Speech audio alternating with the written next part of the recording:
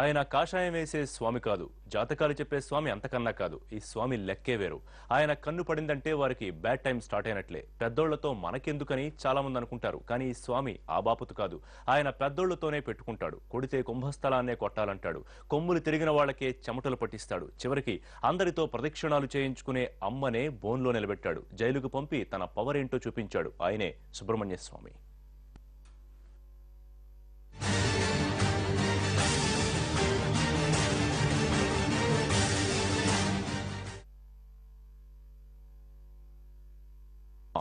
జయమ్మ కరుణ కటాక్షాల కోసం ఎవరైనా సాష్టాంగ నమస్కారం చేయాల్సిందే. తలెత్తి ఆమె కళ్లలోకి చూడడం కూడా సాహసమే.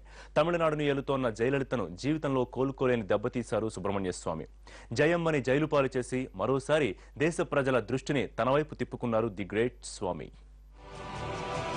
జగమెరిగిన బ్రాహ్మణుడికి జంధ్యమేలా అన్నట్లు సుబ్రహ్మణ్య స్వామిని కొత్తగా పరిచయం చేయాల్సిన పనే లేదు.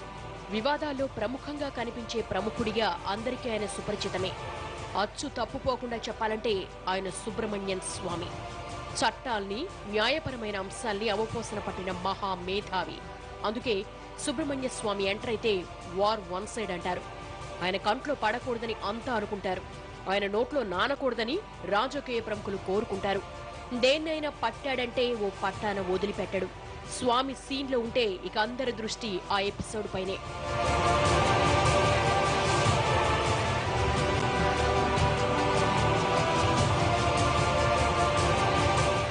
మకుటం లేని మహారాణిలా తమిళనాడు నేల్తున్న జయలలితకు జీవితంలోనే మరిచిపోలేని చేదు అనుభవం ఈ స్వామిగారి పుణ్యమే.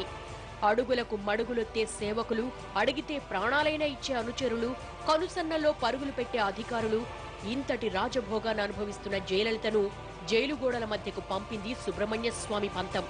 1996లో జయలలితపై ఫిర్యాదు చేసిన సుబ్రహ్మణ్య స్వామి వదలబొమ్మాళి అంటూ ఇన్నేళ్లు కేసును గట్టిగా లాక్కొచ్చారు. 18 ఏళ్ల పాటు ఎన్ని పనుల్లో తలమునకలై ఉన్నా జయమ్మ కేసు మీద ఓ కన్నేసి పెట్టారు.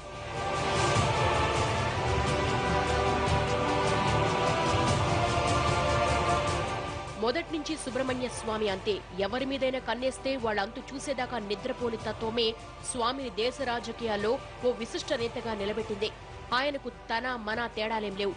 జయలలితను ఎలా చూస్తారో తమిళనాట ఆమె రాజకీయ ప్రత్యర్థి కరుణానిధిని అలాగే ట్రీట్ చేస్తారు.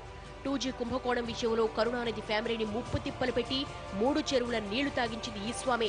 ఇదే కేసులో కాంగ్రెస్ నేత చిదంబరాన్ని కూడా స్వామి కోర్టుకి ఇచ్చారు. చివరకు చిదంబరం పుత్రరత్నాన్ని కూడా బజారుకు లాగారు.